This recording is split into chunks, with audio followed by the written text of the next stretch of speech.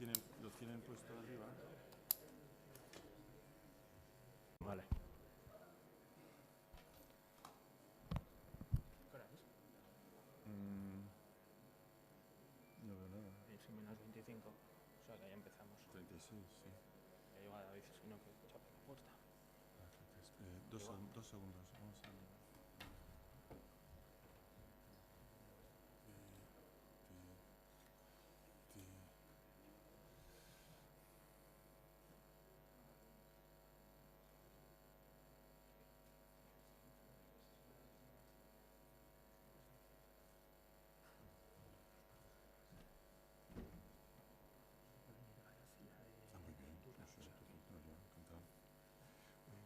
No sé, encantado. Con el micrófono. Sí, sí, ya lo tenía.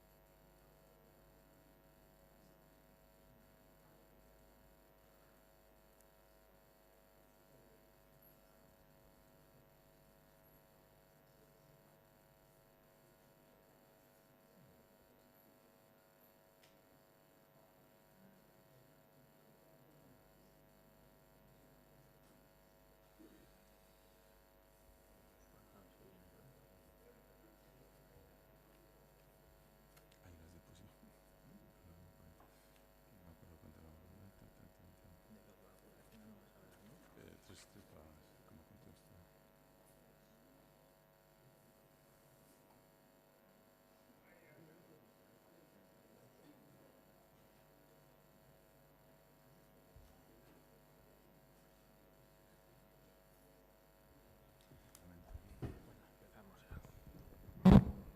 Bueno, arratsaldeon guztioi. Bienvenidos a estas jornadas de Ondoti Ondora sobre patrimonio marítimo.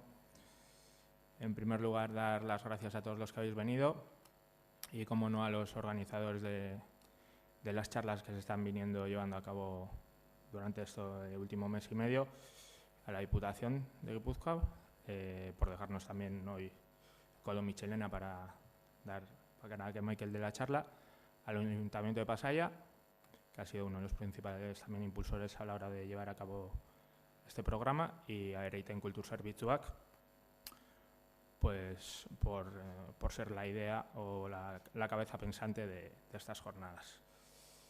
Bien, en esta ocasión, estas jornadas, o la que hoy se lleva a cabo, repite un poco más o menos la que el propio ponente dio hace varias semanas en Paseo San Pedro.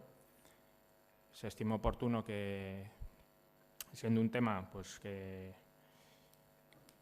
llama la atención a mucha gente, pues se llevase a cabo tanto en Pasaia, que es donde estaban enfocadas las jornadas, como en Donosti. Bien, el tema de intervención de Michael hoy es el de la ruta de Terranova, las pesquerías atlánticas en Canadá, especialmente en la segunda mitad del siglo XVII.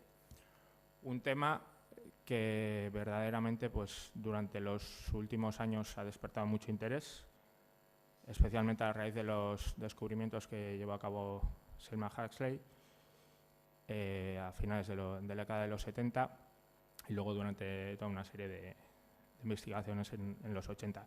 no fue un tema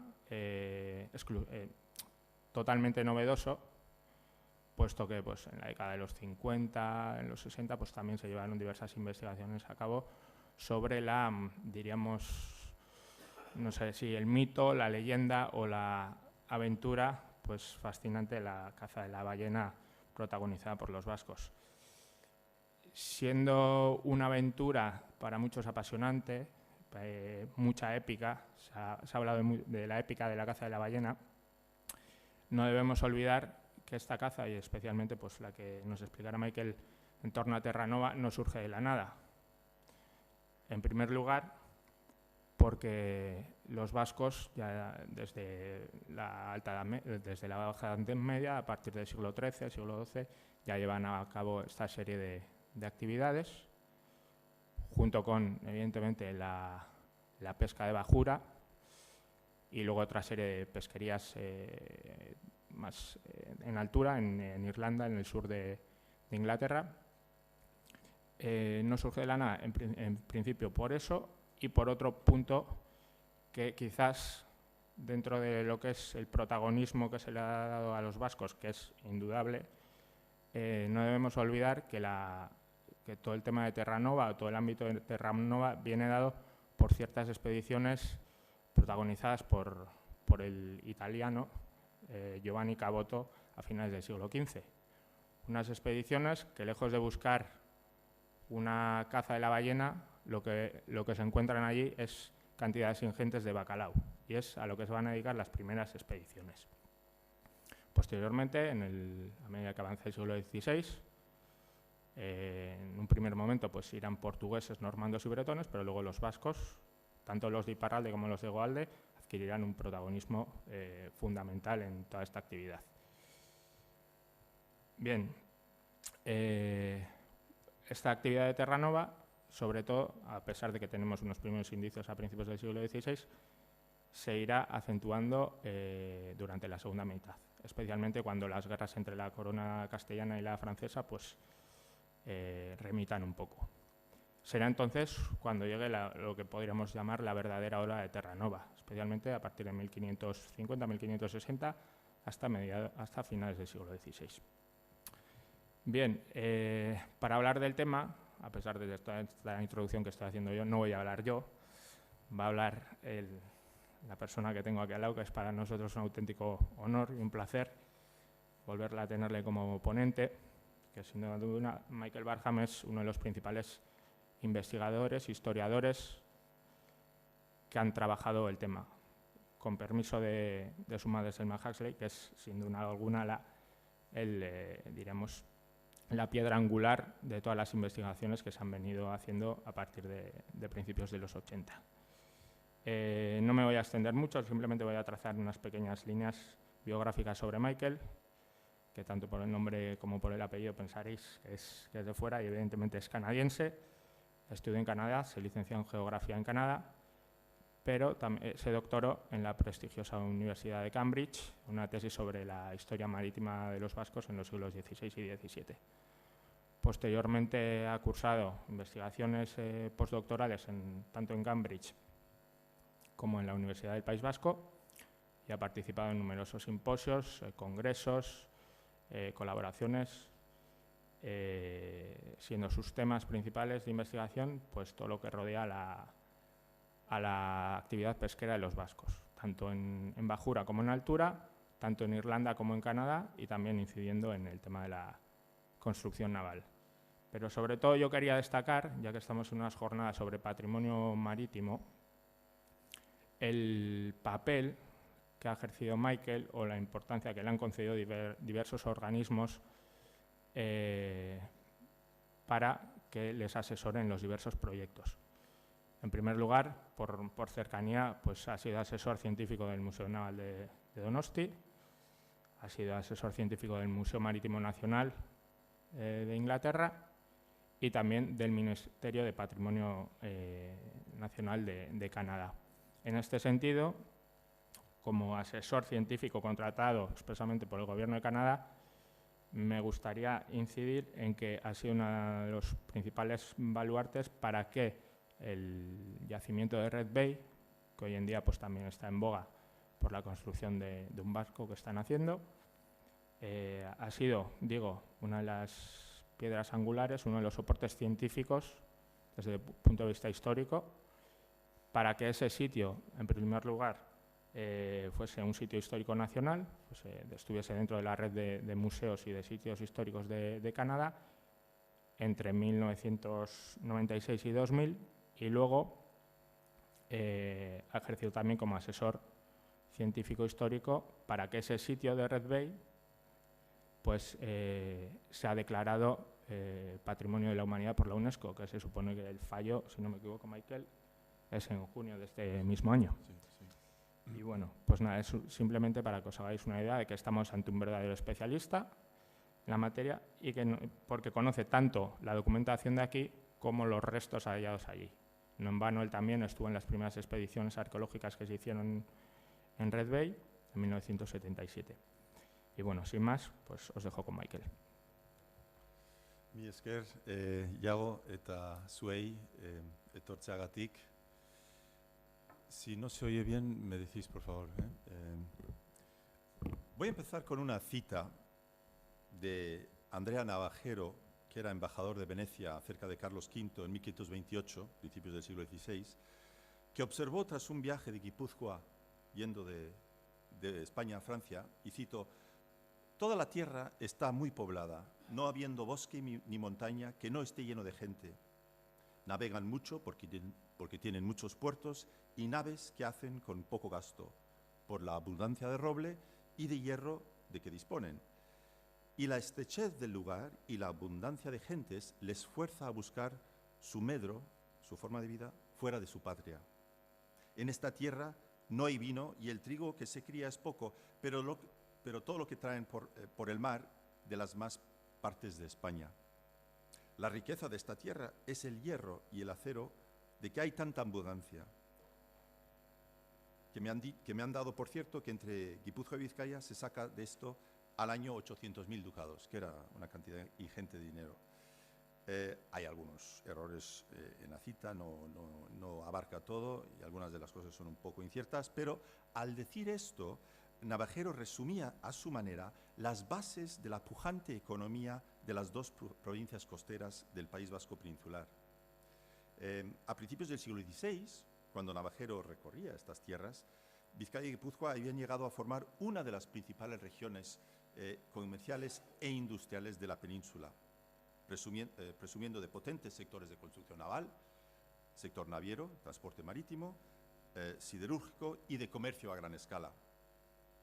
Pero lo que al italiano se le olvidó decir es que en tiempos de su visita en 1528 existía igualmente en los puertos de Gualde una importante y altamente desarrollada industria pesquera, importancia que radicaba en su gran tamaño. Se usaban muchas embarcaciones mayores y menores y se daba empleo a un alto número de personas. También la importancia residía en que producía grandes capturas, en que generaba ingresos considerables y que estaba plenamente integrada en la economía de mercado. Además, la industria pesquera, aparte de esta pesquería de bajura, estuvo compuesta no solamente por esta pesca local, sino también por pesca de altura en aguas de Europa, en Irlanda, Inglaterra y el Cantábrico Occidental, como veremos en un momento. Las únicas observaciones que hizo Navajero sobre la pesca fueron que había una abundancia, y cito, de pescado de mar de todas clases muy bueno y cada especie de más grande que la de nuestra tierra, de Venecia, cual es un pequeño piropo, supongo, y que en San Sebastián se pescan en algunas épocas del año ballenas, al igual que en Bayona. No es sorprendente que esta actividad ballenera le llamara la atención, dado que aún en la Europa del siglo XVI, tan solo los vascos realizaban una caza comercial de ballenas a gran escala. Por supuesto que había un aprovechamiento de ballenas, por ejemplo, en Escandinavia, pero no era una caza comercial como se había desarrollado aquí durante el medievo y ya en el XVI, ¿no? Bien, entonces me voy a centrar en lo de trama, pero quería hacer 4 comentarios acerca de la bajura y de la actividad en Europa. ¿no? Por supuesto, las pesquerías menos desarrolladas eran las de bajura, actividad que se llevaba a cabo en pequeñas embarcaciones, por ejemplo, chalupas y galeones, ¿sí? Porque galeones entonces, a principios del 16, era para pequeñas embarcaciones y no para los galeones de finales del 16, que ya son naos o barcos grandes.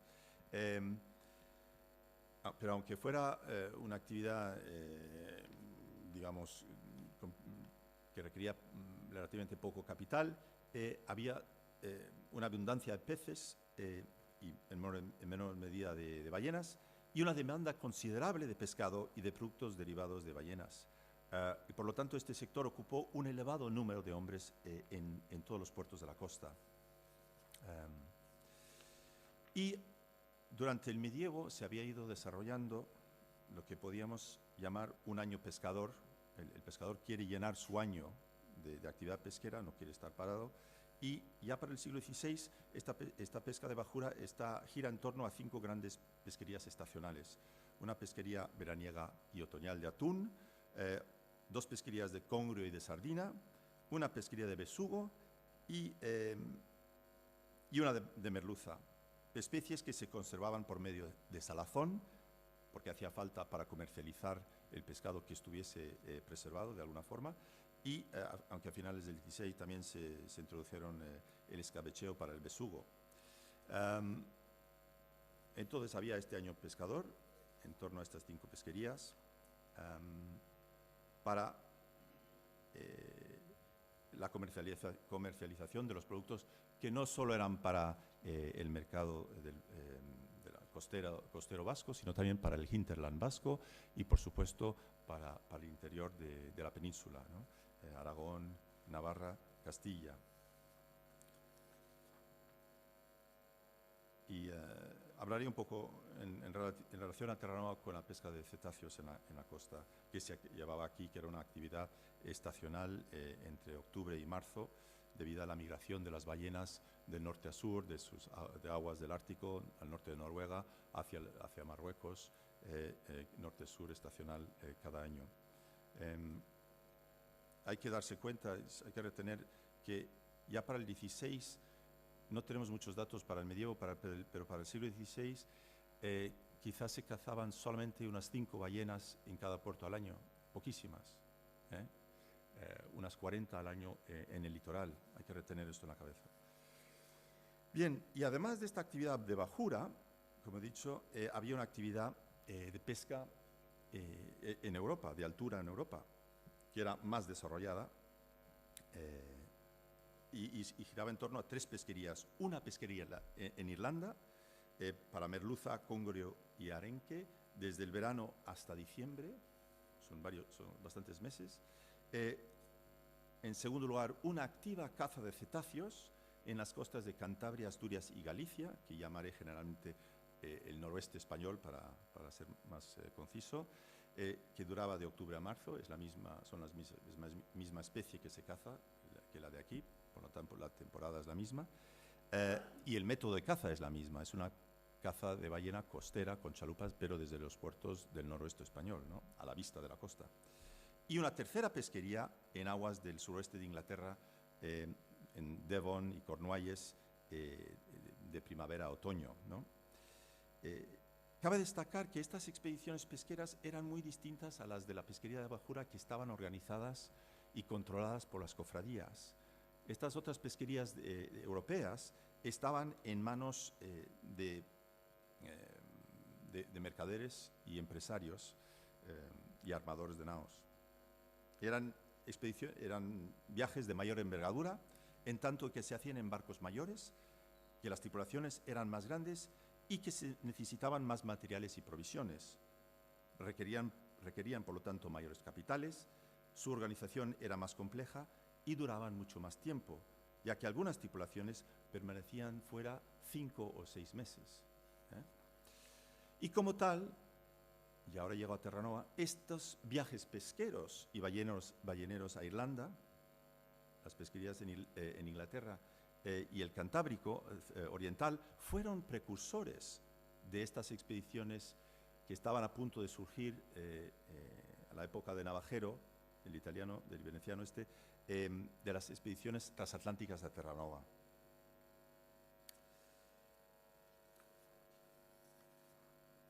¿Cómo? Y voy a dar dos ejemplos que me gustan un poco de estas pesquerías europeas. Vemos que además los acercan a San Sebastián. En 1544, una nao de San Sebastián, la Catalina, fletada por un Juanes de Zaldívar, pero propiedad de otros donostiarras, es afletado, es alquilado para la caza de ballenas en Burela, en Galicia, y los armadores han de cargar a bordo, y cito, gente, provisiones, mantenimientos, sal, barricas, cabos, arpueros, calderas, arpones, todo lo demás que fuere menester para la dicha pesca, cuanto 6 chalupas del pescar hubieren menester, que es lo que luego veremos, llevaban a bordo normalmente los galeones a Terranova. Y dado que Burela era un puerto poco seguro, iba a pasar el invierno esta nao, como almacén flotante, en Ribadeo, pero cuando fue llevada a ese puerto, y mientras que el capitán del barco estaba en tierra pidiendo licencia al mayordomo del conde de Ribadeo para poder dejarlo en su puerto, porque era un puerto de señorío, el barco, la nao tocó fondo y se perdió. Es una de las, no diría, casi incontables naos que que tenemos documentadas en el litoral, ¿no?, del Cantábrico. Otro bonito ejemplo que nos acerca a la realidad humana de estos viajes es de 20 o 30 años antes, a principios del 16, 1511, una nao de Lequeitio, a Santa Marina, que fue fletada para la pesca de Irlanda. Y debía llevar a bordo las vituallas, los materiales de pesca, incluyendo 6 pinazas de pescar merluzas y una de matar sardinas. Desde Lequeitio el barco había de navegar, como era usual, a La Rochelle para tomar la sal, porque no se producía sal, no había salinas en la costa vasca, y desde La Rochelle había de ir a Irlanda hasta el día de Navidad, conviviendo, por supuesto, y a veces mal conviviendo con los irlandeses. Habiendo transcurrido esa muy larga estancia en Irlanda, el barco debía poner entonces rumbo a Cádiz, porque buena parte de la pesca de Irlanda se traía al País Vasco para su posterior comercialización, pero de vez en cuando, como veremos por este ejemplo, iban directamente desde sus caladeros de pesca a otros mercados, como en este caso de Cádiz. Sin embargo, la carta de alquiler, la carta de fletamiento del barco especifica además, y cito, «y si allí, en Cádiz, no se pudiere vender el dicho pescado, que en tal caso la nao vaya adelante a cualquier lugar e parte que el dicho capitán quisiere por el Mediterráneo, hasta llegar a Civitavecchia, que es Cabe Roma, y ende hagan su derecha descarga». Esto os muestra la dimensión geográfica de la actividad a la que he hecho referencia Iago de los mariantes y de los barcos vascos en el medievo y a principios del siglo XVI, ¿no? La dimensión geográfica y además de la dimensión de su actividad empresarial, ¿no? Y es en este contexto de pesquerías de bajura y de altura en Europa que surgen las primeras expediciones a Terranova. Como ha dicho Iago, en 1497, el veneciano Giovanni Caboto, navegando bajo una bandera inglesa, zarpó de Bristol en busca de Asia, pero como lo había hecho Colón 5 años antes, pero en su lugar descubrió una tierra donde no había más que pinos y bacalao, pero eso sí, tanto bacalao que según él se podía coger hasta con cestas. Y este descubrimiento iba a añadir una dimensión totalmente nueva a la actividad pesquera vasca en los siglos XVI y XVII. Bueno, de hecho, a toda la actividad pesquera europea. Porque ya para 1515,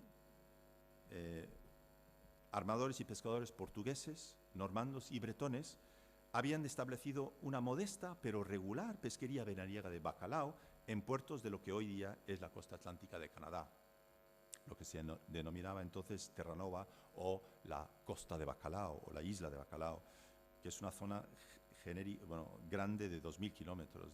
Hoy en día incluye pues, Nueva Escocia, la zona este de Quebec, lo que es hoy en día la isla de Terranova y Labrador, ¿no? Y ya para la década de 1520 se habían unido a ellos algunos bacalaeros vascos. Pero durante esa década del 20 solamente hubo contados viajes vascos. ¿Y por qué? Bueno, debido sobre todo a que había muy pocos pilotos familiarizados con la nueva ruta transatlántica.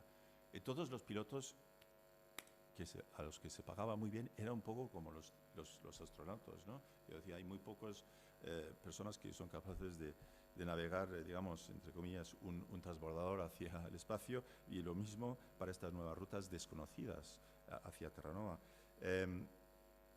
Y esto se ve claramente reflejado en la documentación, que cobran mucho estos pilotos,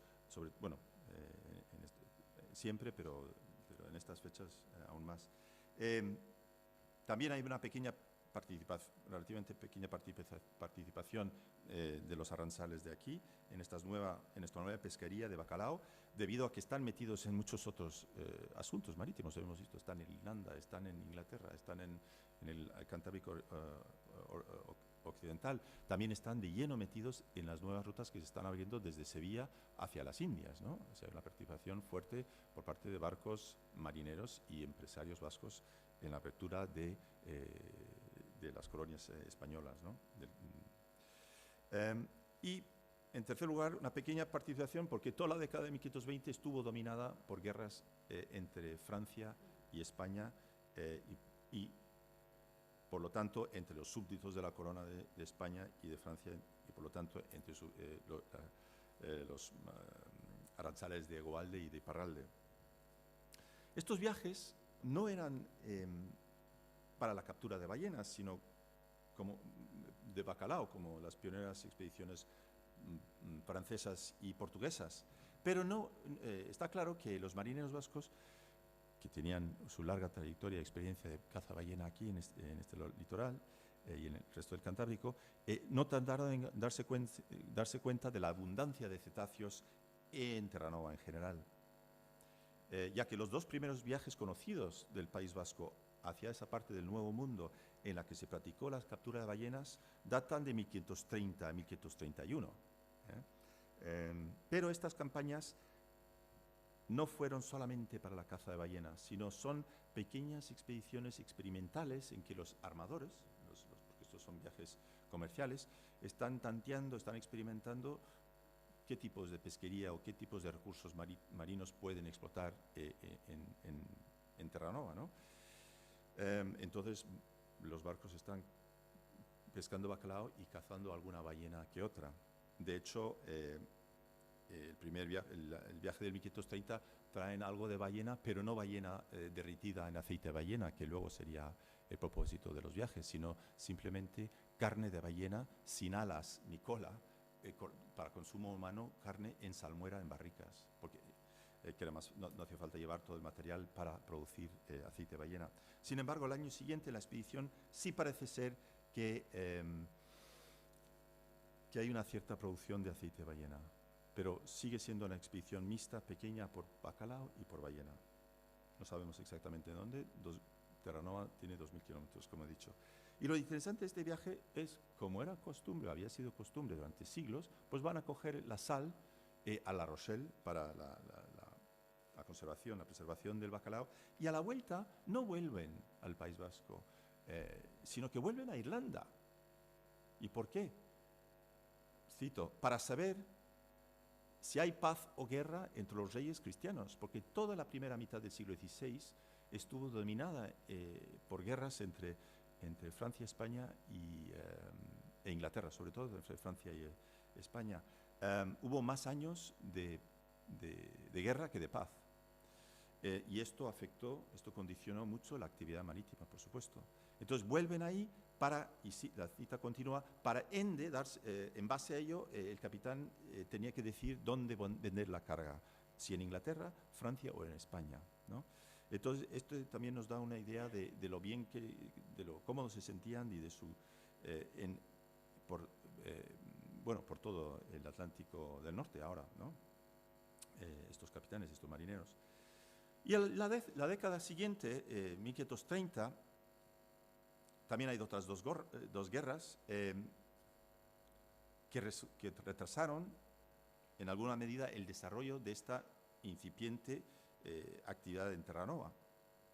Durante esos conflictos, como en las de las décadas anteriores, los corsarios de este litoral, que no eran más que los maestres y marineros que en años de paz tripulaban los barcos mercantes y de pesca, se dedicaron a atacar y capturar barcos enemigos franceses, labortanos, normandos, bretones, entre ellos algunos que volvían de Terranova. Era mucho más fácil armar un barco de corsario y patrullar las costas de Francia y capturar unas presas que ir hasta América, estarse 4 o 5 meses pescando. No, mucho mejor esperar aquí y capturarles a la vuelta. Como veremos en el ejemplo de un buen barco donostiarra, la Santa María en 1537, que fue equipada para, cito, hacer guerra a los dichos franceses por 4 empresarios de Donosti. Y la tripulación capturó por fuerza de armas 3 barcos de Nantes, que venían de Nantes cargados de paños, de lienzos, que trajeron a San Sebastián. Y más tarde, en el mismo año, la Santa María se hizo de nuevo a la mar con por lo menos 100 hombres, que eran muchísimo más de los que hacían falta para un viaje mercante, en compañía de otras 3 naves de San Sebastián, y capturaron un mínimo de 3 presas. Cito, 2 cargadas de bacalao, barcos franceses que volvían de Terranova, y la otra, un armado francés, un barco armado, que vinieron en Irlanda. De nuevo vemos todo ese movimiento por la fachada atlántica europea, ¿no?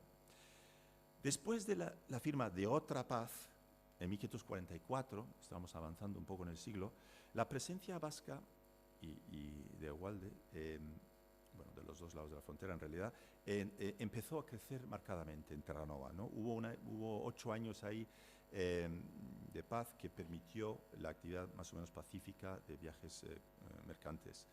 Y además había más pilotos que se estaban familiarizando con la ruta transatlántica. En Europa había una fuerte demanda tanto de bacalao como de aceite de ballena, que iba a ser el producto estrella, bueno, producto de ballena de estrella. Y fue solo en esa década, 1540, habiendo empezado los primeros viajes hacia 1520, o sea, 20 años antes, pero solo en la década de 1540, al confirmar los armadores vascos la viabilidad y la alta rentabilidad de la caza de ballenas en América del Norte, que las expediciones mixtas vascas se fueron transformando, dando lugar a 2 tipos de viajes especializados muy distintos. Unos viajes puramente bacaladeros y otros de gran escala ya a por aceite de ballena. Y este proceso marcó el desarrollo de las pesquerías vascas de bacalao y de ballenas separadas en Terranova y el comienzo de lo que sería, en las décadas siguientes, una verdadera industria ballenera en lo que hoy día es Canadá, ¿no? A lo mejor nos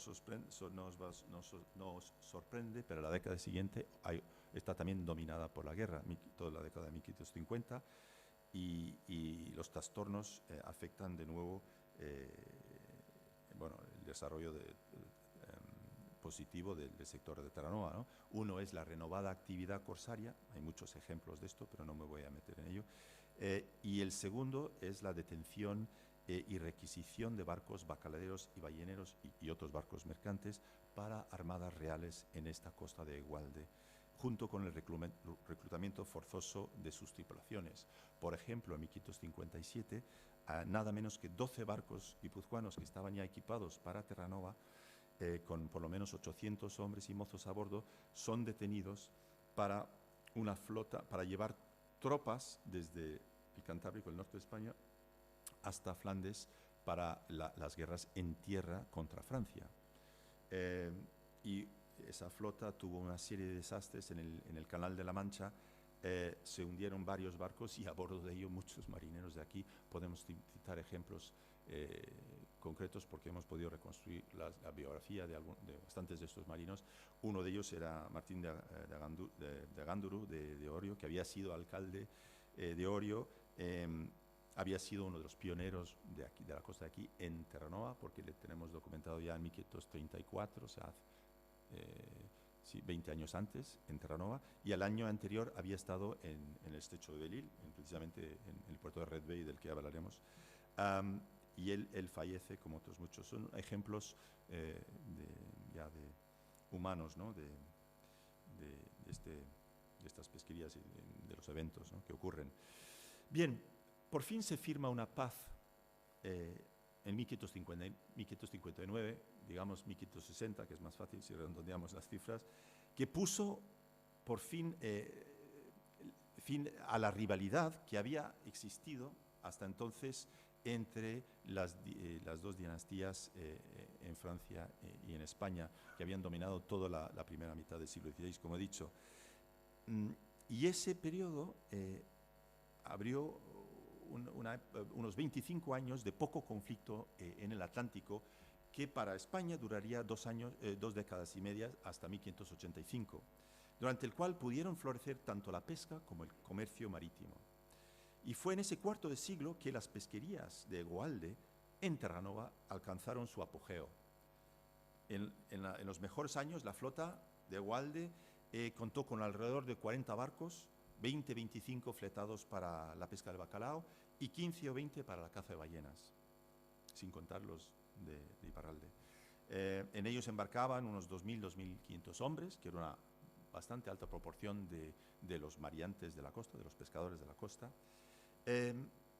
Y de ahí surgiría la primera pesquería de ballenas a escala industrial en Canadá, en Terranova, antes incluso de la fundación de Canadá, por supuesto. Bien. Iba a ir pasando, pero no lo he hecho, algunos documentos para que pudieseis ver un poco las fuentes que manejamos los historiadores para la reconstrucción de lo que os he estado contando, ¿no? Estos son de un archivo guipuzcoano, esto es del Archivo General de Guipúzcoa.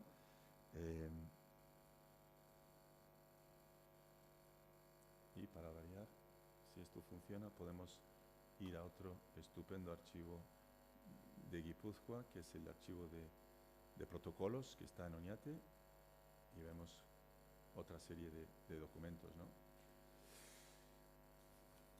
Sí, no. Bien. Dada su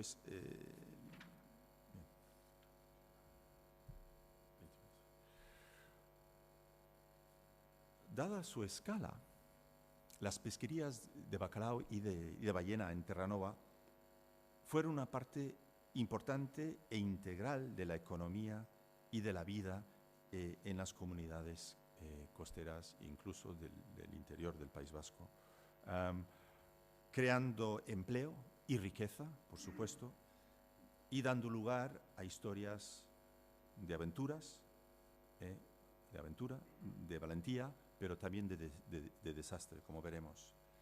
Y antes de hablar del final, un poco de una crisis, del declive de esta actividad ballenera en Terranova hacia finales del siglo XVI en Egualde, voy a hablar un poco de las características de estas expediciones, ¿no? Y para ello quiero hablar un momento de cómo se ha ido reconstruyendo se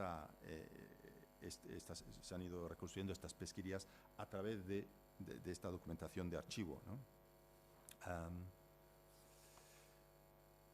A todo esto hay que señalar que cuando llegan a su apogeo las pesquerías de bacalao y de ballena a mediados, en ese cuarto de siglo, 1560-1585, tiene un efecto sobre los otros dos sectores de la pesca, de la industria pesquera, que es la pesca de bajura y la pesca europea. Se acaba básicamente la presencia vasca en Irlanda y en el sureste de Inglaterra. Hay durante ciertos meses menos actividad de bajura, al parecer, porque durante 6 o más meses del año están la mayoría, gran parte de los marineros y pescadores de la costa ausentes en América del Norte, con muchas de las embarcaciones menores, las chalupas y pinazas, ¿no?, de pesca. Sin embargo, las pesquerías de Terranova fueron de tal envergadura que podemos hablar de una verdadera edad de oro en la industria pesquera de Egualde en esa época de la temprana edad moderna, ¿no? Bien, a mediados del siglo XX, 1960, 1970, los historiadores canadienses, vascos, españoles, franceses, reconocían que durante el siglo XVI, tanto bacaladeros como balleneros vascos habían estado en Terranova. Se había escrito muchísimo desde el siglo XIX, en francés, en español, en inglés, pero en general se hablaba de una presencia vasca en América del Norte, pero apenas se sabía nada concreto y documentado de su presencia en el Nuevo Mundo. Y ahora sabemos que la razón de ello es que nadie había accedido realmente a los principales archivos donde ahora sabemos hay una documentación ingente sobre el tema, ¿no? Y ahora entonces esto voy a relacionar un poco con uno de los puertos principales que ha mencionado Iago, de Red Bay, que va a ser, que ha sido propuesto por el gobierno de Canadá para su nombramiento como Patrimonio de la Humanidad de la UNESCO.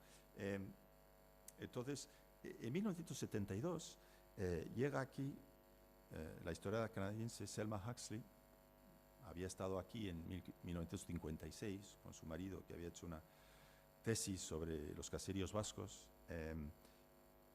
Y bueno, él muere y ella, por A o por B o por C, Z, llega aquí en 1972 con la idea de intentar buscar en los archivos documentación, ver si existe documentación sobre la presencia vasca en Canadá. Había estado trabajando los años anteriores en Canadá sobre la presencia francesa en el siglo XVIII, y entre ellos se había encontrado evidentemente muchos nombres de vascos de Iparralde en colonias de la Nueva Francia en el siglo XVIII en Canadá, pero se había interesado, porque había estado en el País Vasco, por una relación anterior, ¿no? En los siglos anteriores, XVII y XVI.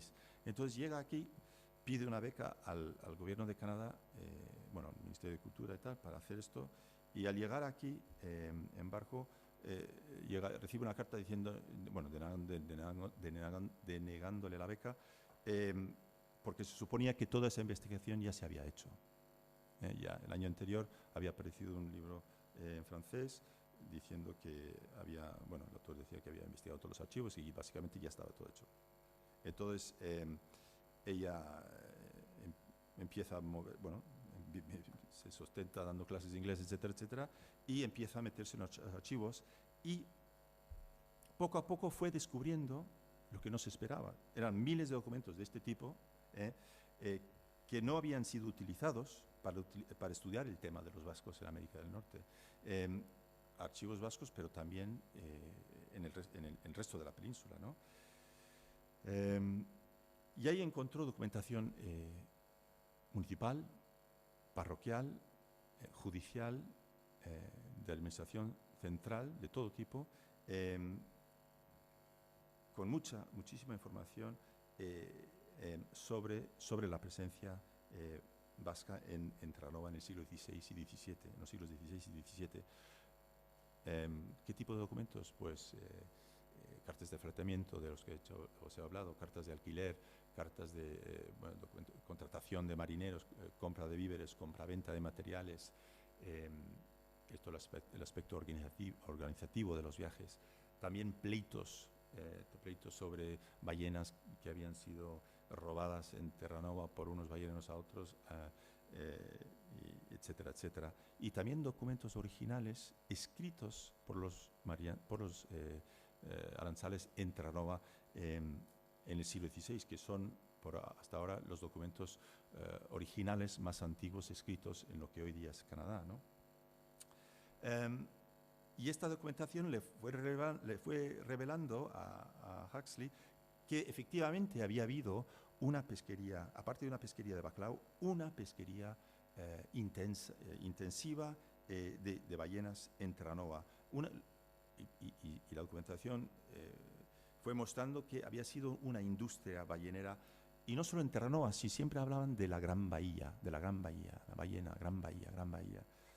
Y entonces, y de ciertos puertos en la Gran Bahía. Entonces hacía falta determinar dónde estaba la Gran Bahía en esos 2.000 kilómetros. Y pudo determinar que el gran centro de esa, con planos antiguos de las bibliotecas nacionales de París y de Londres, donde aparecían los nombres antiguos que aparecían en los documentos, pudo reconstruir el puzzle, digamos, y determinar que el gran centro de la industria ballenera, descarto por ahora la pesca del bacalao, había sido que la Gran Bahía coincida con lo que hoy día es el estrecho de Belle-Île, que separa Terranova de Labrador. Vamos a ver si podemos ver ahora.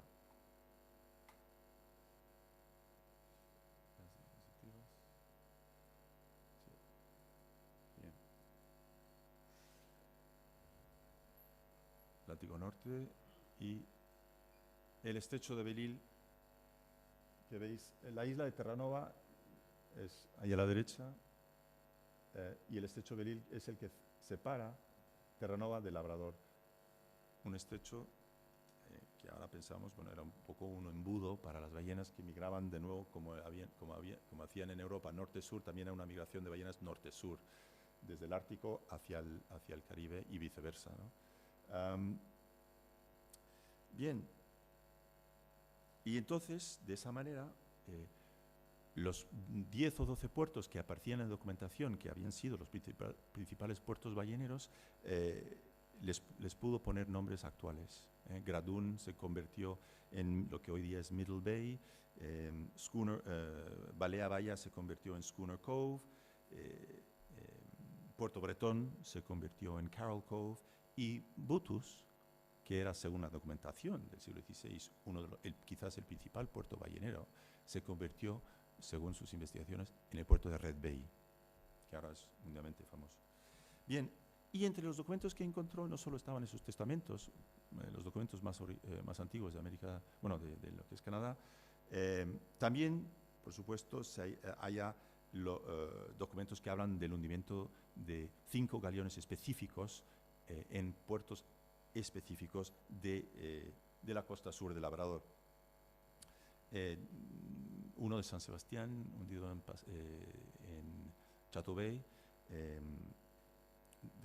de otros puertos también, y también uno que se llama el San Juan de Pasaya, que se había hundido, según la documentación, en el puerto de Butus en 1565. Bien, entonces, habiendo hecho esta reconstrucción en papel durante los años 70, en 1977 siente la curiosidad por ir a Terranova, a Labrador, para ver, para intentar encontrar restos arqueológicos de esta presencia vasca, que deberían de estar ahí, puesto que llevaban muchísimo material en los viajes, ¿no? Entonces, con la ayuda de una beca de la Real Sociedad Geográfica del Canadá en 1977, organiza una expedición y donde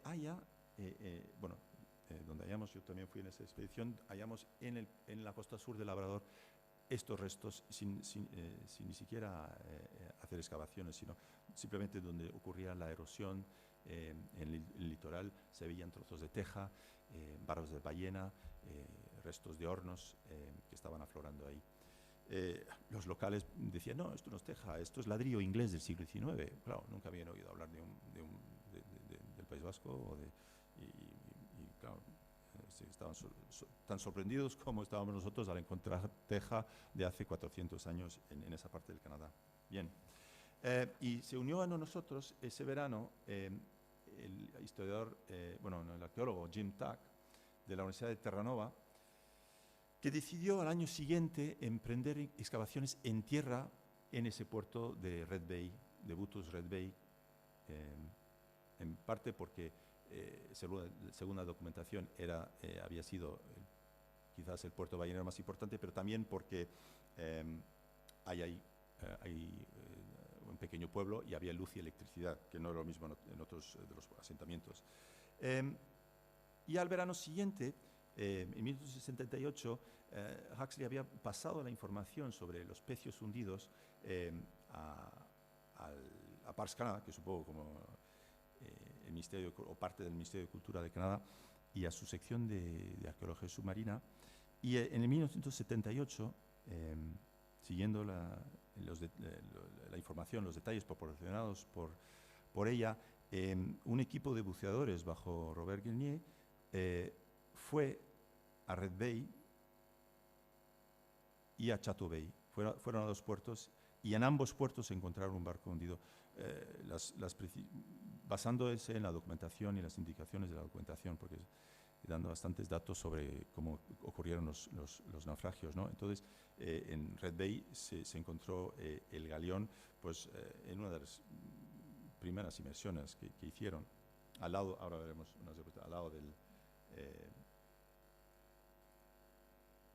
esto es un documento relativo al San Juan, al de San Juan. Bien, y esto es Red Bay,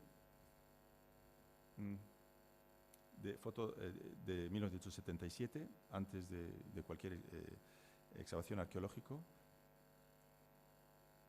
Vista de la bahía de Red Bay. Veis al fondo, a la derecha arriba, hay un barco moderno hundido. Pues el galeón San Juan, bueno, el galeón no solo, el primer galeón que encontraron está justo cerca de ahí. La documentación decía que había roto a maras en noviembre, bueno, en otoño del 65, cargado de barricas de grasa, y que había dado un bote en tierra. Entonces había tocado fondo, se había dado contra la tierra.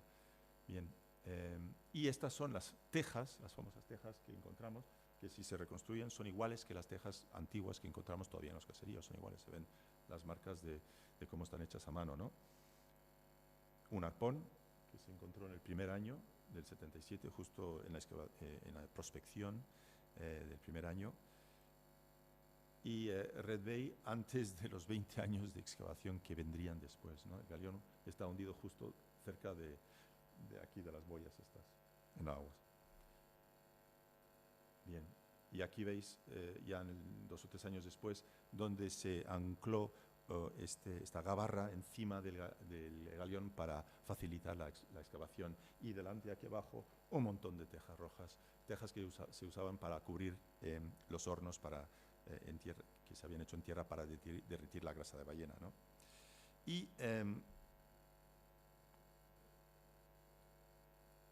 aquí hay unas piezas de ese galeón, como veis, roble dura como si fuera roble cortado ayer, ¿no? En condiciones muy buenas debido a la frialdad del agua, ¿no? Y de que el barco se había sentado en el sedimento de la bahía. Y con ese barco se hundieron varias embarcaciones menores, incluso esta chalupa, que está expuesta ahora en el Museo de Red Bay. Aquí lo veis, ¿la veis? Y algunos de los muchos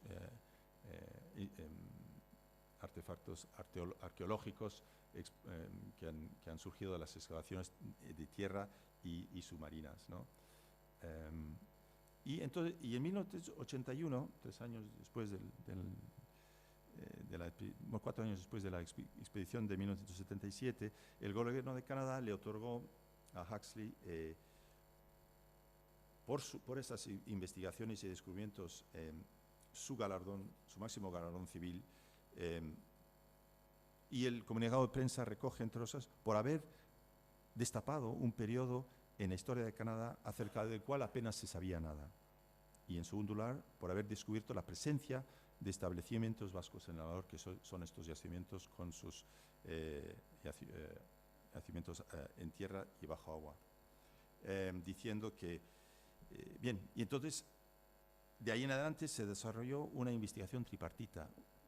Huxley continuó con sus investigaciones históricas. Jim Tuck hizo 20 años de excavación en tierra, y debemos la ropa, por ejemplo, que tenemos, la única ropa que ha sobrevivido a sus excavaciones en tierra. Los arqueólogos en tierra encontraron, entre otras cosas, 140 esqueletos, algunos de ellos vestidos, y parte de la ropa ha sobrevivido. Y el tercer aspecto de la investigación fue la excavación subacuática financiada por Parks Canada, ¿no? La excavación en tierra fue financiada por la Universidad de Terranova y por la provincia de Terranova y otros organismos. Entonces, se abre una investigación tripartita. Y Red Bay, por su riqueza arqueológica y, por supuesto, histórica, a través de los documentos que habéis visto, fue declarado un sitio histórico nacional y en 2000 se inauguró este museo único sobre la actividad ballenera vasca en América del Norte. Además, como he dicho yo, se ha presentado este yacimiento único, el Red Bay, para su nombramiento como Patrimonio de la Humanidad, porque hay, aparte de los restos en tierra, hay 4 pecios contados hasta ahora, ¿no?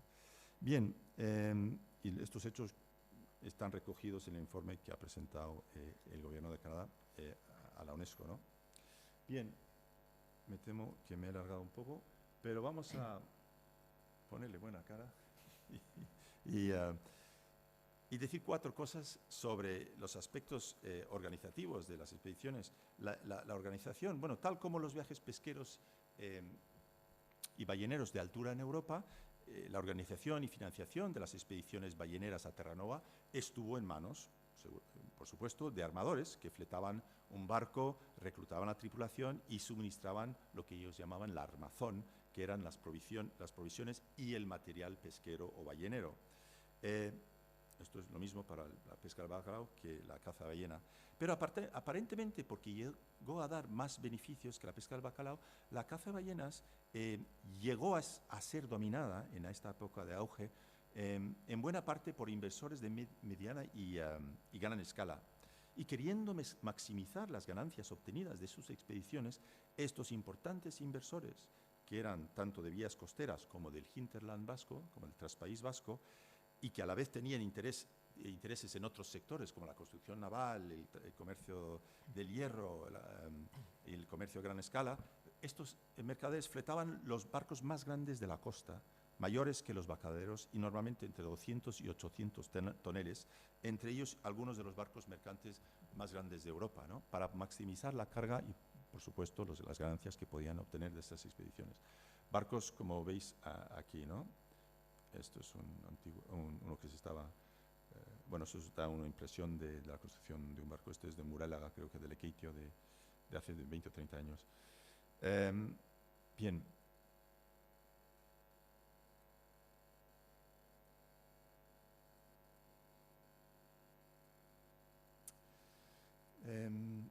Sí. Y en cuanto a los viajes bacaleros, vemos en esta época de auge que son barcos bastante más pequeños, de 50 o 200 toneladas, 50 toneladas, a veces solo con 15 o 16 hombres a bordo. Y la participación, ahí vemos de pequeños inversores, incluso pequeños maestres o dueños de las chalupas de la pesca costera, que invertían a veces solo un 32avo del coste de la expedición. Pero entonces vemos aquí una diferencia entre las grandes expediciones capitalistas balleneras y estas expediciones balleneras. Y el tamaño de la tripulación generalmente, bueno, dependía evidentemente del tamaño del barco. Y estos tripulantes podemos dividirlos en 3 grupos generales, ¿no? Oficiales, no como el término oficiales como lo entendemos hoy en día, sino oficiales, gente que tenían oficios especiales. Eso es un grupo. Marineros, segundo grupo, y grumetes y pajes que rondaban solo los 12 o 14 años. Los oficiales incluían el capitán, el piloto, el maestre, el artillero, el despensero, el calafate del barco y, en el caso de los viajes bacaladeros, los cortadores y saladores del bacalao, y en el caso de las expediciones balleneras, pues los toneleros, arponeros y cortadores. Eran vitales el piloto era vital, pero también los toneleros y los arponeros, porque sin un buen arponero no cogías ballenas y además, y sin un buen tonelero, pues los toneles perdían el aceite. Y bueno, entonces estos oficiales recibían una prima por encima de su remuneración, que era siempre a partes. No reciben un sueldo, sino cierta porción de la carga. Por lo tanto, era en el interés de todos el hacer el mayor esfuerzo posible para volver con una carga completa, ¿no? Y las provisiones que ponían los armadores tenían poca variedad, en realidad: galleta, sidra, vino, tocino curado, pescado salado, arveja, habas, mostaza, ajo, sal, aceite de oliva, pero los marineros podían llevar algunas provisiones personales suyas, incluyendo queso, almendras y pasas. Y por supuesto en Labrador, está documentado, además está comprobado por las excavaciones arqueológicas, también se consumía mucha comida fresca local, ¿no? Y en contraste de la comida, se llevaba una gran gama de aparejos, sobre todo para la caza de ballenas, para cazar las ballenas, para despedazarlas, para hacer y almacenar el aceite de ballena. Y los tripulantes tenían que poner y aportar su ropa y el calzado apropiados para la lluvia, el viento y el frío que iban a tener que soportar. Las temporadas salían ahora, en abril, ahora mismo, en estas fechas estarían saliendo de la costa, tanto para el bacalao como para la ballena. Los bacalaeros, por supuesto, necesitaban grandes cantidades de sal, y si no lo habían importado aquí, tenían que recurrir a La Rochelle, pero La Rochelle a partir de la década de los 70 se volvió como nido de piratas hugonotes o protestantes, evidentemente enemigos de los católicos. Entonces ese puerto estuvo cerrado a los arranzales de la costa, y se dirigían a otras zonas que eran sobre todo Lisboa y Setúbal, o Sanlúcar, Cádiz y Sevilla, llevando a veces cargamentos del hierro que se producía, de las ingentes cantidades de hierro que se producía aquí y se exportaba hacia puertos sobre todo, y a Sevilla sobre todo, para su reexportación hacia las Indias, tanto las Indias portuguesas como las Indias españolas, ¿no? Y los destinos en Terranova de los bacalaeros eran sobre todo la zona sur, veis la fecha, sobre todo en esta zona sur, Placencia y Esportos, pero también había una cierta presencia en el noreste de Terranova. En el 16, solo a finales del 16 empiezan a meterse en lo que es el Golfo de San Lorenzo, toda esta zona. No había necesidad. Los europeos tenían todo lo que necesitaban en esta costa, la primera costa que encontraban. Bien, y en relativo al destino de los balleneros, como he dicho, la documentación muestra que se centraban en lo que es la Gran Bahía, lo que es el estrecho Belle-Île, y no la costa del norte de Terranova, que es muy mala para la navegación, sino unos 10 o 12 puertos de la costa sur de Labrador, ¿no? Bien.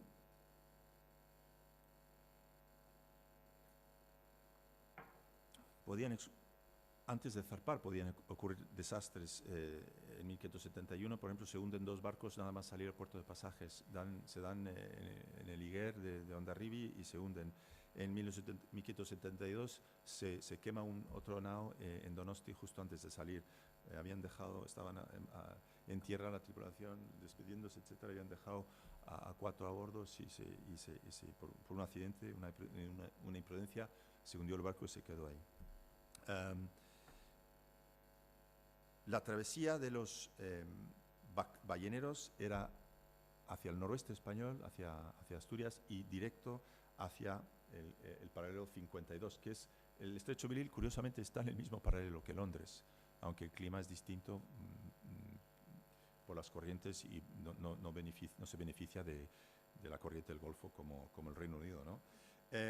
Y hay documentos que dicen que no se dan la vuelta aun si rompen un mástil, ¿no? Para no perder la pesca. Como he dicho, van todos a partes y entonces quieren llegar a las pesquerías, ¿no? Bien. La duración de las campañas. Voy a hablar 2 segundos sobre los balleneros.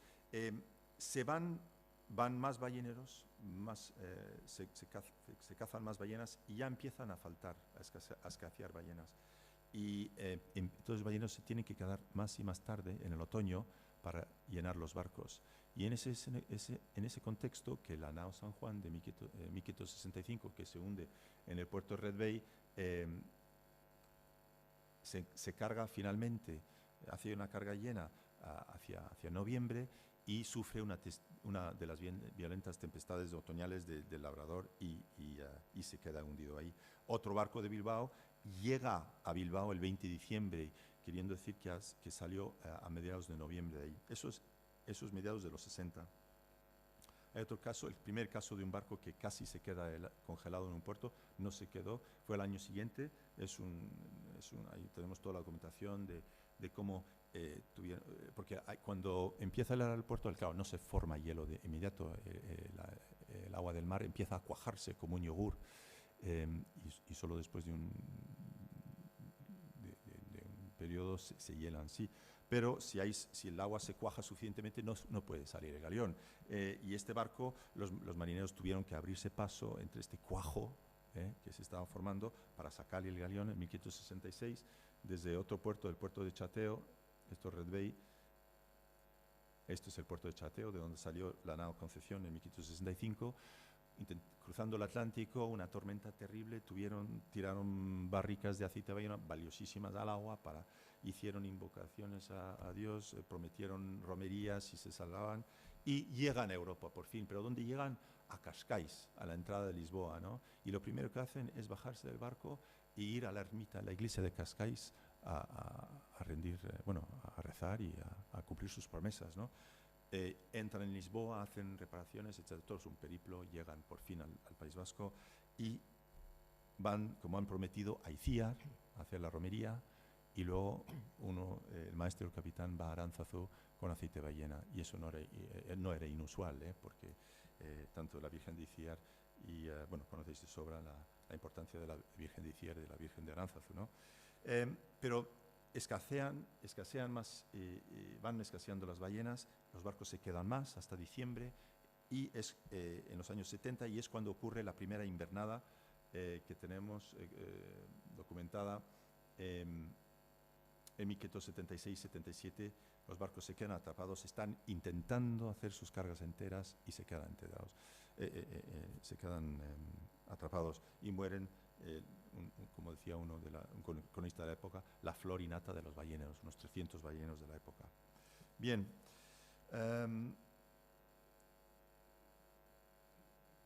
Y es en ese contexto que surge uno de los documentos, uno de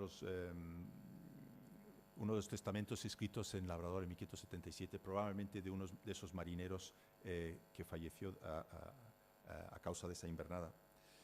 En Labrador, ¿qué es lo que hacen? Viven a bordo. Los barcos son almacenes, pero también, digamos, pensiones flotantes durante la temporada. No se usan para la caza de ballena, la caza se hace al igual que aquí, desde la costa, en las pequeñas chalupas. Construyen en tierra las tonelerías y los hornos para derretir la gasa de ballena, de la cual se obtiene el aceite de ballena, ¿no? Un trabajo duro. La vida de los balleneros no era tan mala, pero el trabajo es duro y a menudo en condiciones adversas, sobre todo ahora en los años 70, 80, que se están quedando ya hasta diciembre. Por ejemplo, la Nochebuena de 1584, un ballenero moribundo de Orio, Juanes de Chaniz, dictó su testamento, otro testamento original, escrito en Canadá, que existe en los archivos de aquí, muere a bordo, o dicta su testamento a bordo del barco en el puerto bretón de Labrador. Era medianoche de Nochebuena del 84, cuando algunos compañeros suyos dormían en la nave, fatigados del puro trabajo, y otros en tierra aún estaban derritiendo ballenas para hacer sahín. Mientras tanto, aquí en la costa vasca, las mujeres criaban a sus hijos y trabajaban en distintos oficios, en el campo, manipulando pescado, remolcando a remo y lastrando barcos, e incluso como empresarias marítimas. Esperaban la vuelta de sus hombres sin saber si regresarían. Y si el marido moría durante la expedición y su mujer era su testamentaria, ella tenía que cumplir las mandas del testamento, como lo hizo la viuda de Chaniz, ¿no? También había todo un aspecto de contacto con indígenas. No me voy a tardar meter en ese asunto, pero está también documentado la cohabitación amigable con los Innu, los Montañés, en la costa sur del Labrador, pero la relación conflictiva con los esquimaos, los Inuit, los esquimales que bajaban del norte del Labrador hacia esa zona, ¿no? Y esta fue la primera pesquería de ballenas a escala industrial, cazando 400 ballenas más o menos por temporada. Cuando he dicho que cogían 40 aquí en una temporada, son 10 veces más. 10 veces, os da una idea de la escala, ¿no? Y con esa industria ballena del Nuevo Mundo, los vascos confirmaron su condición sin igual como pioneros de la caza de cetáceos y consolidaron más o menos, su casi monopolio sobre el suministro de aceite de ballena para los mercados de Europa. Mercados que algunos barcos volvían directamente a Londres, Amberes, Lisboa, pero la mayoría regresaban a los puertos del Cantábrico para descarga y posterior comercialización del valioso líquido, ¿no? Creo que voy a poner más o menos punto final ahora. Tenía 10 minutos sobre el declive. Bueno, surgen guerras, bueno, los resumo. Surge en 1585, España y Inglaterra entran en guerra, entonces se desata una guerra que duraría 20 años, casi una generación, y que iba a afectar de forma muy contundente a la actividad pesquera de Goalde en Terranova, debido al embargo de naves para las flotas, cada vez más numerosas flotas del rey de España, y debido también al reclutamiento forzoso de los marineros para tripular, para las armadas, ¿no? Y lo interesante es que en esa coyuntura negativa para las pesquerías de Terranova, de Goalde, permite, digamos, un despegue todavía mayor de las pesquerías en Iparralde, y entonces vemos cómo llevan un poco ya la delantera a principios del 17 en Terranova. Y es en esa coyuntura que mercaderes de Londres, que llevaban ya 20 años queriéndose meter en la industria ballenera del Labrador, pero no lo habían conseguido, descubren, las potencias del norte de Europa, Dinamarca, Inglaterra, Holanda, están intentando buscar rutas hacia China, hacia Asia, para el comercio de China, por el norte, pero no encuentran el camino, encuentran hielo, pero encuentran otras islas como el archipiélago de Spitsbergen, Svalbard, y descubren ballenas ahí a principios del siglo XVII, y se dan cuenta que pueden montar una industria ballenera ahí, y para ello contratan a balleneros de la costa vasca. Y de esa forma se rompe el monopolio que había existido en el siglo XVI, que había estado en manos de los vascos, y poco a poco aprenden los holandeses y los ingleses usando tripulaciones de chalupas vascas que los llevan a bordo de sus naos, y aprenden de ellos las técnicas de cazar ballenas. Y estas imágenes son de un diario de a bordo principios del siglo XVII, precisamente escrito en inglés del XVII, en el que él habla de los basques que había llevado a bordo, los vascos que habían llevado a bordo para enseñarles las técnicas, ¿no? Creo que eran 20 o 21 marineros, tripulaciones de unas 3 chalupas, ¿no? No hay premio, esto es una ballena, pero son acuarelas, un poco son fotografías de la época, ¿no? Vemos el método de caza de ballena, las chalupas listas a apornear la ballena ya aporneada, remolcada hacia la tierra para ser pelada, digamos, como pelamos una naranja, quitando la grasa, la van girando al lado de la nao, porque es muy difícil subir una ballena a tierra. Entonces la giran a bordo al lado de la nao, y van quitando grandes trozos de la gasa que tiene esta espesura, y luego remolcan estos grandes trozos de grasa a tierra, las suben, y la chicotean, la cortan en pedazos pequeños y ya se derrite, ¿no? Y entonces así se rompe el monopolio ballenero vasco del siglo XVI que había existido en Terranova, y al mismo tiempo hay un declive en la industria ballenera en Labrador por falta de cetáceos. Está claro que esa es la razón. Vemos barcos que vuelven con la mitad de la carga, lo cual nunca había ocurrido en la época de auge, ¿no? Y digamos, estos huesos de ballena que están en el puerto de Red Bay, que tienen ya ahora casi 500 años, son, digamos, testigos silenciosos de lo que fue esa primera industria ballenera mundial en Canadá, antes de la fundación de Canadá.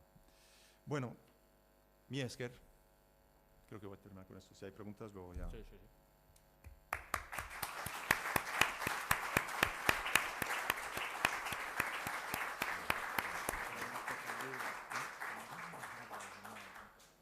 Sí, hay un vídeo de 5 minutos para los que queréis ver en movimiento, un poco como es en Red Bay. No sé si tenéis 5 minutos. ¿Puede poner el vídeo, por favor? Si no se ha dormido el pobre.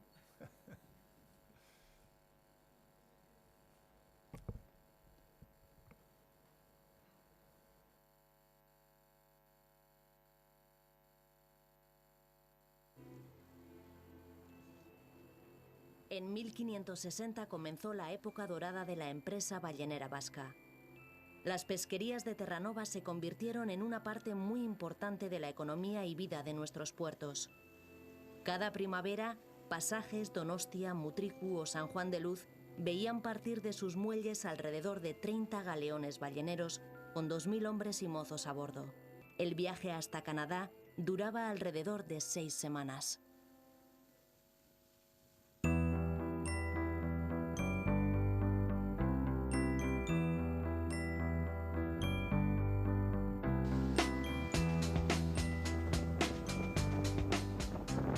Estamos aquí en Canadá. Paquea Vizcaya ha llegado al nuevo país después de cruzar en casi 3 días con buenos vientos desde Groenlandia. Eso sí, hemos tenido una noche muy complicada, con vientos fuertes, con icebergs, con bruma, pero ya veis cómo nos recibe Canadá. Rodeamos la costa para adentrarnos en el estrecho de Belle Isle, la franja de mar que separa el Labrador de la isla de Terranova. Los vascos la llamaban Gran Bahía. Aquí establecieron sus principales bases balleneras en unos 12 puertos. Uno de los más importantes fue el puerto de Butes, hoy conocido como Red Bay. Allí nos dirigimos. Chateo, Puerto Bretón, Sembrero y Gradún fueron otros de los enclaves donde nuestros arrantzales trabajaron en la industria ballenera del siglo XVI.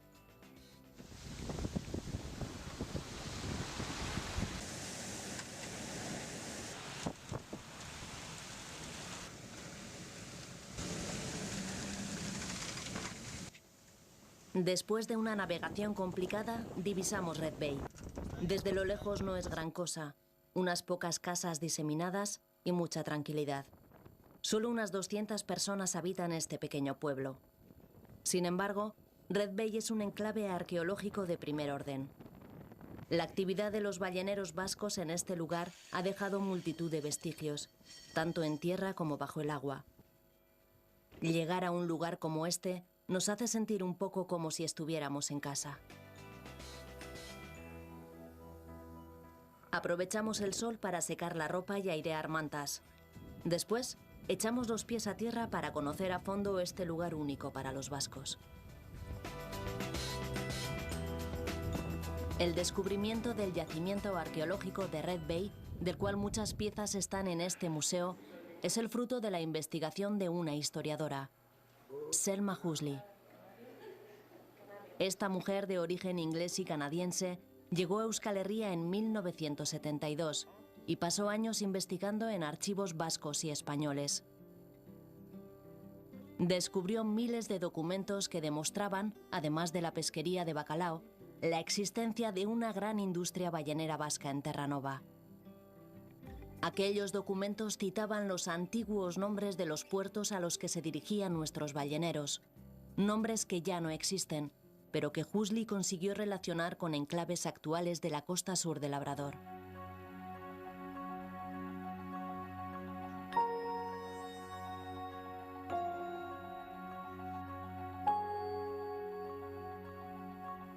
uno de los hallazgos más emocionantes fue el descubrimiento de una nao ballenera vasca bajo el agua. Los datos apuntan a que podría ser la nao San Juan de Pasaya, hundida en Red Bay en 1565. Un temporal rompió sus amarras cuando se disponía a regresar a casa con la bodega cargada con 1000 barricas llenas de aceite de ballena.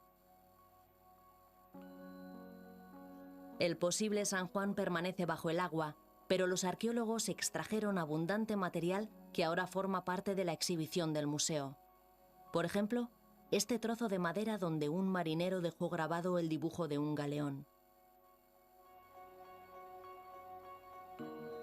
O los restos de esta chalupa vasca del siglo XVI.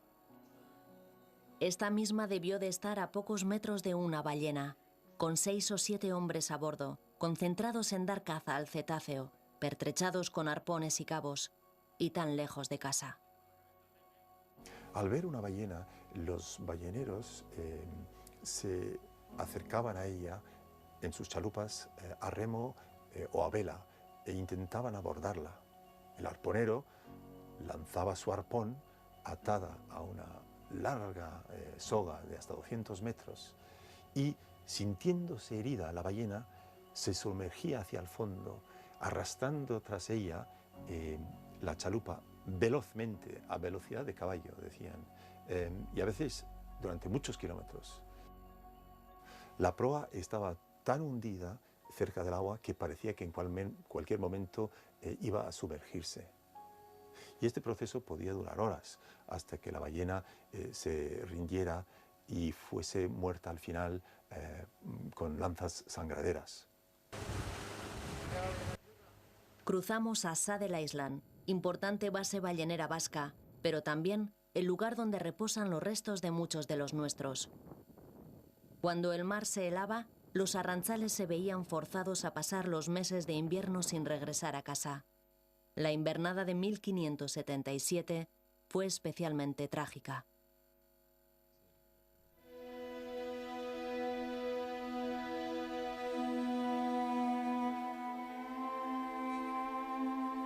Hay un testamento de un ballenero de Orio, Juan Martínez de la Rume, redactado el 22 de junio de 1577, y es muy probable que la Rume sea uno de los 140 esqueletos de balleneros vascos que se han encontrado en Saddle Island. Es probable que Juan Martínez fuera uno de los cientos de marineros, de balleneros vascos que murieron a raíz de haberse quedado atrapados en Labrador por el hielo ese invierno y que fallecieron como consecuencia de las condiciones extremas y del gran frío.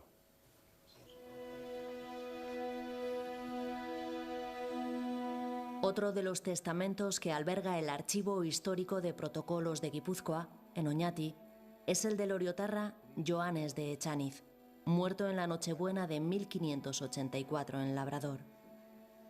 El documento fue redactado por el cirujano barbero del barco, el Matasanos, a medianoche.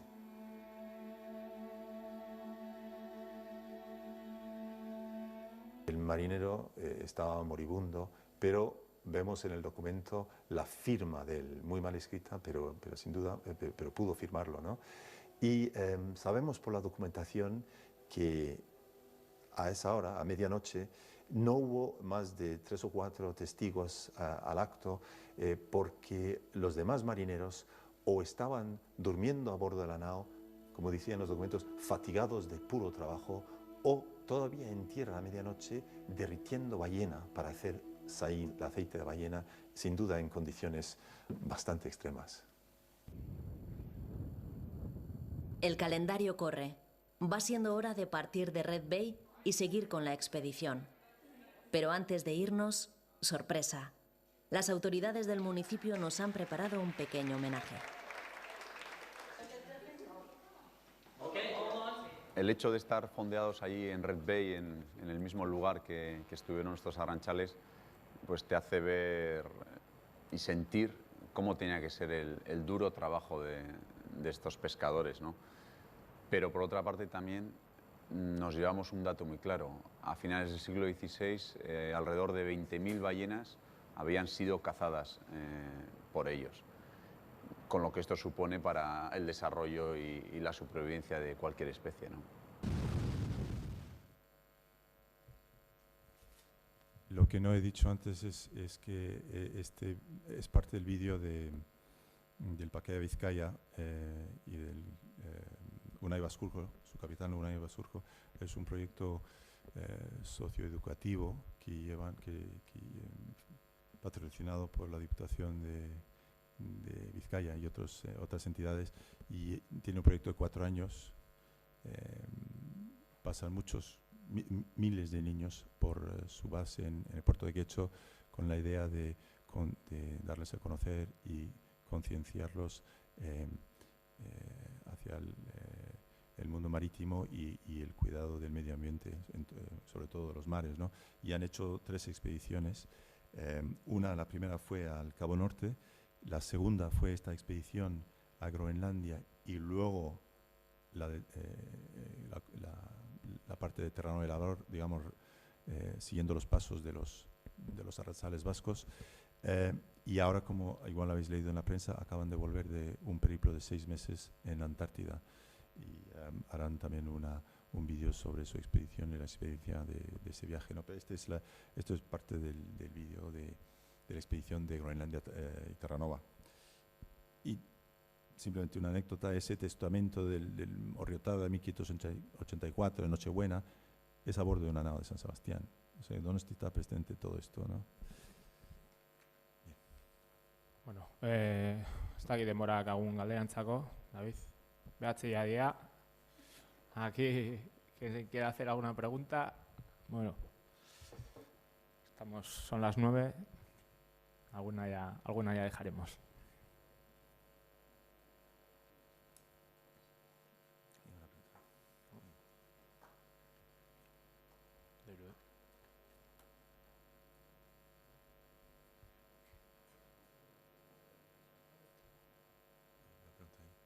Sí. ¿Perdona? Del origen de las tejas. A ver, yo creo que sí, sería fascinante ver un poco, porque las tejerías eran centros, bueno, de producción muy importantes en la época. Creo que alguien ha estudiado un poco el emplazamiento de tejerías en Guipúzcoa. Creo que ha habido un estudio de hace unos años, pero se puede estudiar, por supuesto, la arcilla, hoy en día con la química sería interesante saber, sí, desde luego. Yo siempre lo he pensado.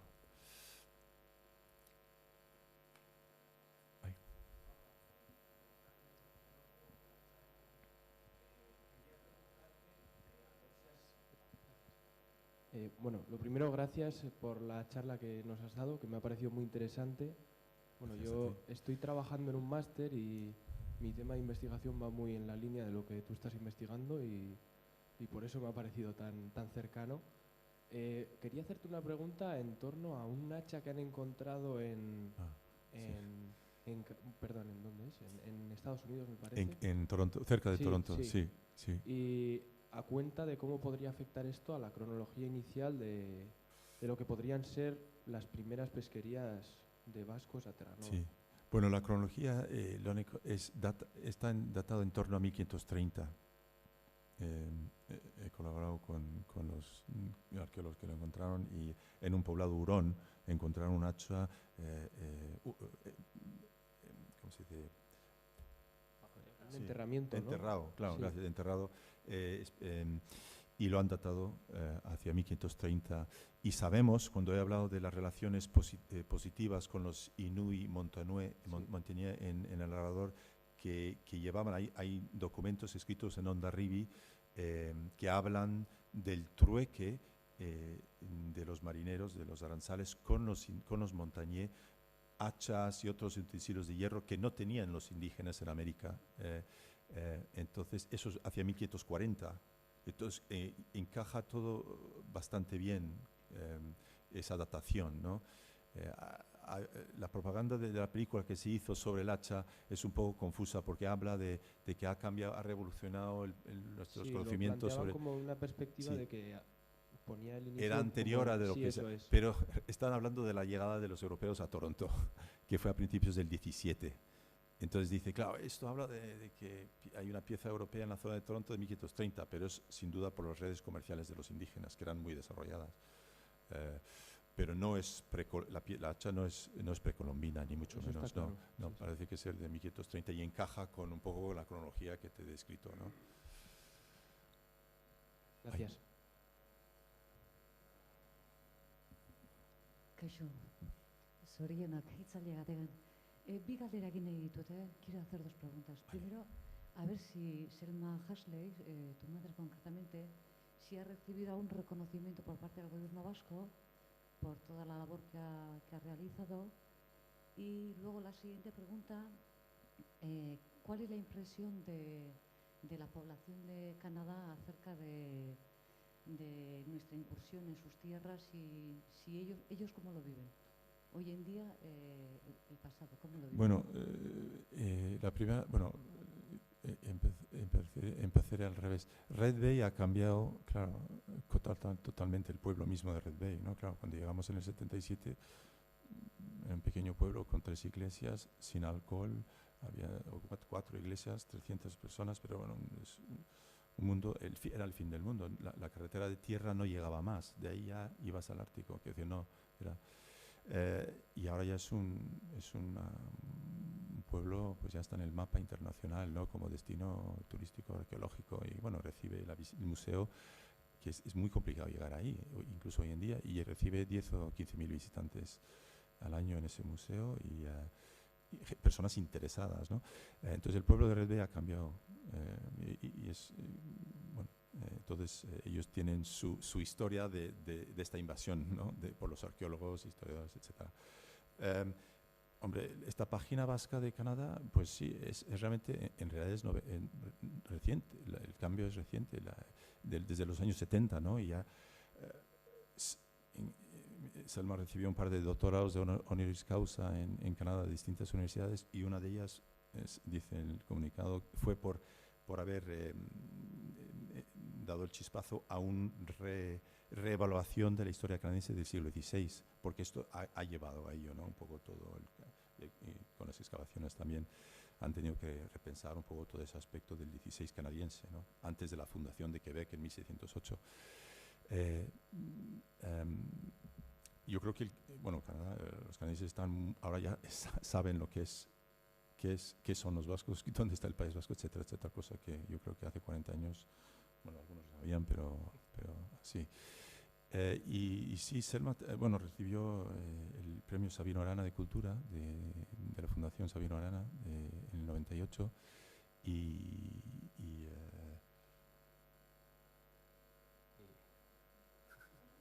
la Federación de Castolas de Vizcaya. Los vizcaínos son muy amables.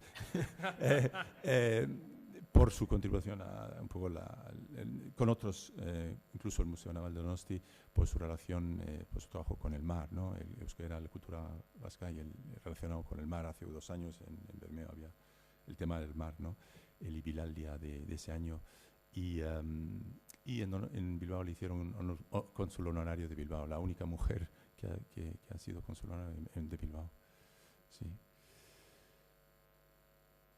Pero ella está, bueno, yo creo que cuando empiezas un proyecto nunca sabes dónde va a terminar. De hecho, empezó esto, ya te digo, no recibió la ayuda que había pedido, una pequeña beca, porque se pensaba que todo esto ya se había hecho. Es que es paradójico, ¿no? Pero bueno, la cosa ha llevado a la construcción, por ejemplo, de este proyecto 2016, que es la reconstrucción de UNAO en Donosti, que quiere ser la embajadora móvil de la ciudad de San Sebastián en Europa, ¿no? Entonces son ya cosas que no se habían esperado en su día, ¿no? Pero yo creo que está es muy positiva, está encantada de ver tantos spin-offs, ¿no? Positivos.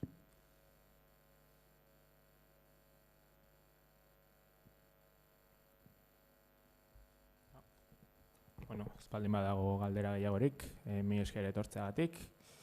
Dar las gracias también como he repetido al inicio, a la Diputación de Guipúzcoa, al Ayuntamiento de Pasaia y Areiten por organizar estas jornadas, y recordar que esta misma semana, el día 18, Koldo Izaguirre presenta un libro sobre Luzuriaga a las 7:30 de la tarde en la Kulturetxe de Antxo, y la próxima semana, el miércoles, hay una charla sobre las relaciones de Bristol y Pasaia a fines de la Edad Media en el Ayuntamiento de Pasaia, y el jueves, día 25, se presenta el nuevo libro de la colección Sorgiñarri. Eskerrik asko. Eskerrik asko. Gabon. Muy bien.